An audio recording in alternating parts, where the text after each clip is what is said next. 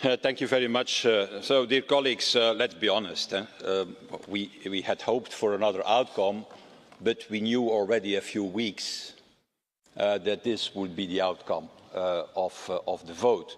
And the fact that the betting office in Britain didn't take bets on the outcome of the vote was already a clear indication of what would happen.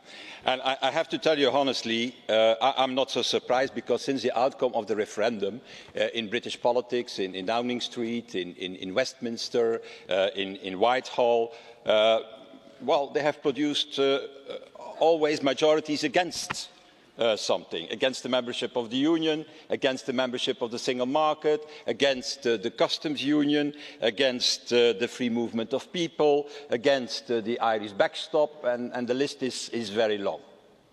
And I think in this debate this morning, Mr. Kamal, the question is how to break this deadlock. And I had hoped that you should give an indication in your intervention. You described the situation in Britain, we can follow it, but how you break this deadlock, how you avoid the devastating no-deal scenario. And I think my answer to that, and I hope that you're in agreement with me, that is that we need urgently a majority in favour of something in the House of Commons and in British politics. A majority in the interest of Britain and a majority in the interest also of the Union. And I think that can be achieved if finally the political parties in Britain, and I mean all political parties, not just the Conservative Party, if all political parties start to put the interest of the country, the interest of Britain, above their own narrow party political interests. That is key in Britain. Let me tell it differently. That Mr. Jeremy Corbyn wants to become Prime Minister of his country is legitimate. That Mrs. May wants to stay Prime Minister of Britain is legitimate. That the SNP wants to use the situation to have an independent Scotland is legitimate. That the DUP wants to keep the unity of the country is legitimate. All these legitimate ambitions that everybody has, they are legitimate.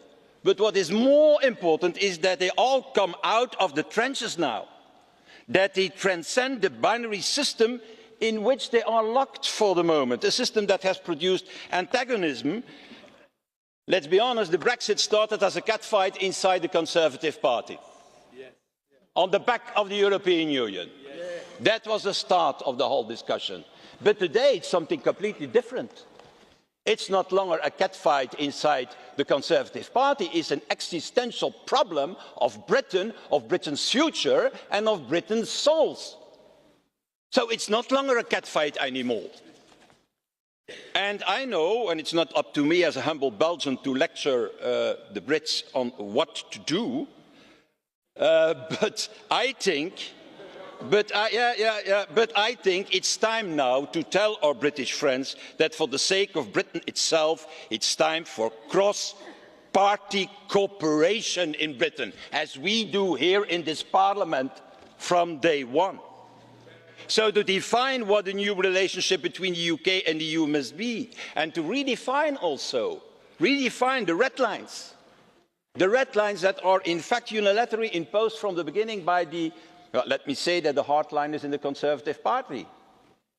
And we from the European Union, I tell you that very honestly, are ready for a deeper future relationship, even more deeper than what is foreseen, Michel, in the political declaration, and you have confirmed that a few minutes ago. And if there is a cross-party majority in the House of Commons to go in such a direction of a more deeper relationship, we are ready to fully engage to obtain this and to make that happen. But there are two small warnings that I want to give. First of all, what we'll not let happen, deal or no deal, is that the controversy in British politics is now imported in European politics. While we understand that you can have need more time, I think it's a bad thing to go with Article 50 beyond the European election date. That should only continue the uncertainty for businesses and for people. And then my second warning concerns the interest of our citizens, EU citizens and UK citizens alike. Deal or no deal, Mr. President, we will do everything what is in our power to safeguard their rights, rights foreseen in the withdrawal agreement. And if necessary, together with our Libe Committee, we will directly engage with the House of Commons, with the Home Office Select Committee to secure these rights. Because I think all citizens can never, and I say never, be the victim of the party political games around Brexit as we see them today. Thank you.